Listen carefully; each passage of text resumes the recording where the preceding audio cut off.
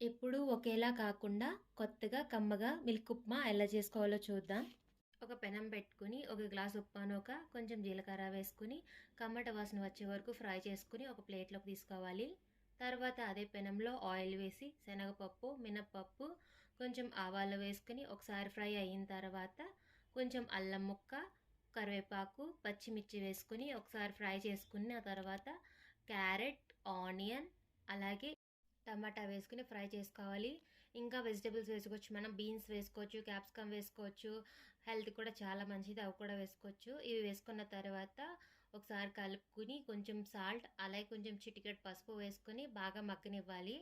మగ్గిన తర్వాత ఏ గ్లాసుతో అయితే నూక తీసుకున్నామో అదే గ్లాసు 2 గ్లాసెస్ వాటర్ వేసి మరగనివ్వాలి.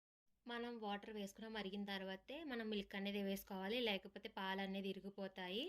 మనం ఇవన్నీ మరిగిన తర్వాత ఏ గ్లాస్‌తో అయితే వాటర్ వేసుకున్నామో అదే గ్లాస్‌తో 2 కప్పులు పాలు వేసుకొని ఒకసారి కలుపుకొని మరిగించుకోవాలి. కొంచెం మరిగితే సరిపోతుంది. మరిగిన తర్వాత ముందుగా పక్కన పెట్టుకున్న ఉప్మా నూకని కలుపుకుంటా వేసుకోవాలి. లేకపోతే ఉండలు ఉండల కింద కట్టేస్తుంది.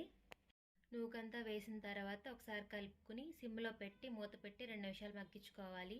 2 నిమిషాలు అయిన తర్వాత మూత తీసి చూస్తే ఇలా టెక్స్చర్లో వస్తుంది.